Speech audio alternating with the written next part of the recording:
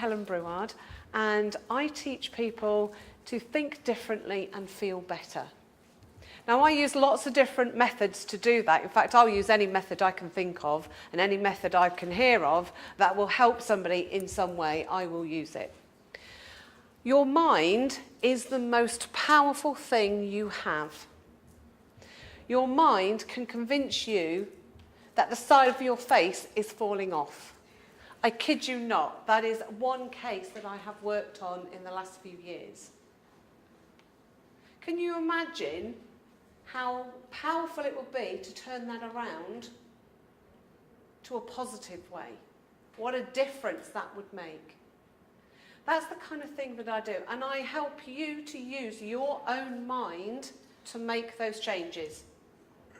Because every single one of us can do that. You just need to know how. So I suppose really my job is like being a guide. I guide you to make those changes. So a little bit...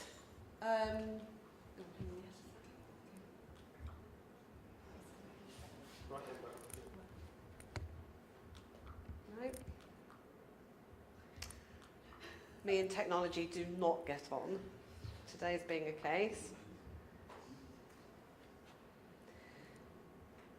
Go, let's go. Perfect. Okay, so I teach people different tools so that when they're in a situation where they feel really stressed, they know what to do about that to help themselves feel better and to cope with whatever situation it is. I also help them with their mindset. The basis of what I do is built around relaxation. That trance state that every single one of you do. In fact, you're doing it right now, quite a lot of you, because you're focusing in on me. When you look at your phone, that's exactly the same thing.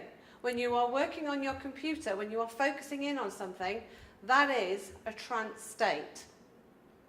So I use that ability that every single human being has to your advantage to help you to feel better and to think differently, to change your mindset, your pathway. Some of the things that I've done recently, a couple of years ago I was asked to speak in Canada at a big conference on the menopause. Now that's a bit of a change difference, and some of you thinking, why is she talking about that when we know she's talking about stress? Because menopause is becoming a big issue in the workplace. A third of the women in the workplace are going through the menopause, and a lot of those women are having to take time off work or leave work altogether because their symptoms are so severe, so they need help to manage and control their symptoms, and you can do that. That's why I've mentioned it. Last year I did this challenge with the local radio station, helping their competition winner to fly. So I spent a lot of time last year doing a lot of fear. That was when she got on the plane, eventually.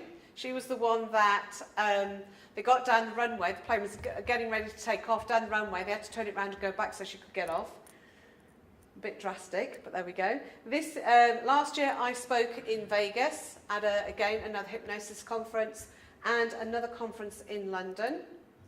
This year I have spoken in Florida and Vegas, and next week I will be going off to Chicago to speak in Chicago as well. I also train other therapists, and I did publish a book earlier on this year, self-help book for the menopause. A lot of the work that I do is around stress. Now what I do, a lot of people think there's a lot of myths. There's no actual swinging watches. There used to be years ago. The only purpose of that is to get you to focus your attention. That is all. Nobody can make you do anything you don't want to do, and when you see those TV things, it is what you don't understand is the process they've gone through beforehand in picking out one or two people out of thousands in the audience. Okay? That is just for show. That is not what I do. One of the main things that I do is to help people deal with stress and to manage their stress. Last year, I saw the most amount of stress cases in 1 year ever, and 3/4 of those were men. that had suddenly realised my relationship is breaking down. I'm at that point where I'm going to have to take sick leave off work because I cannot work anymore and I have to do something about it. That is very costly. As a business, that is very costly. I think in Bonnie's report sheet, it says something like 77 billion pounds a year to the UK in sick leave. That is a lot of lost revenue. It's very simple. You can spot those stress cases in your workplace. It's a gradual process, which is why sometimes it skips, people miss. It's those people that stay on typically at work long after they should have gone home. It's those people that start talking very negatively. It's those people that don't sleep very well. Sleep is quite often one of the first indicators that there's a problem. Because without sleep is like your cornerstone. Without that, we don't function so well. Their work rate slows down. When you are stressed, you physically cannot think the way you normally do. It impairs your thought processes. So you slow down. You physically cannot retrieve information or retain information either. And that comes down to your fight or flight response.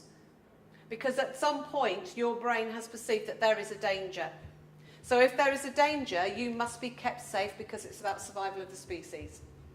So to do that, we need to flood your body with adrenaline and cortisol, two main stress hormones, so you can run away or you can stand up and have a fight.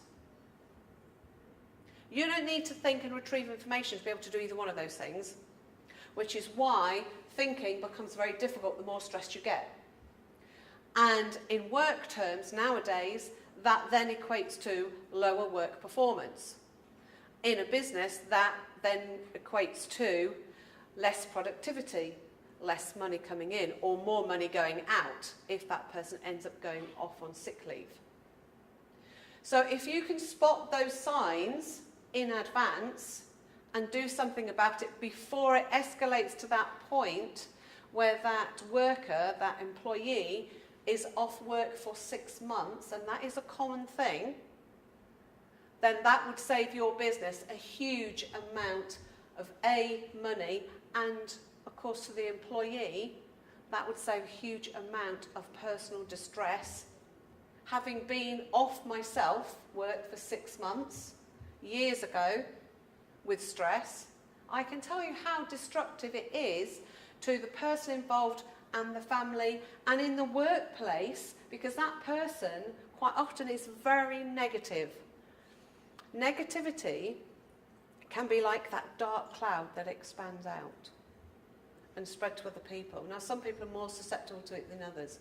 That is counterproductive in a workplace. The way you think affects your body. Now, most people think that you can't alter the physical body. You can alter the physical body.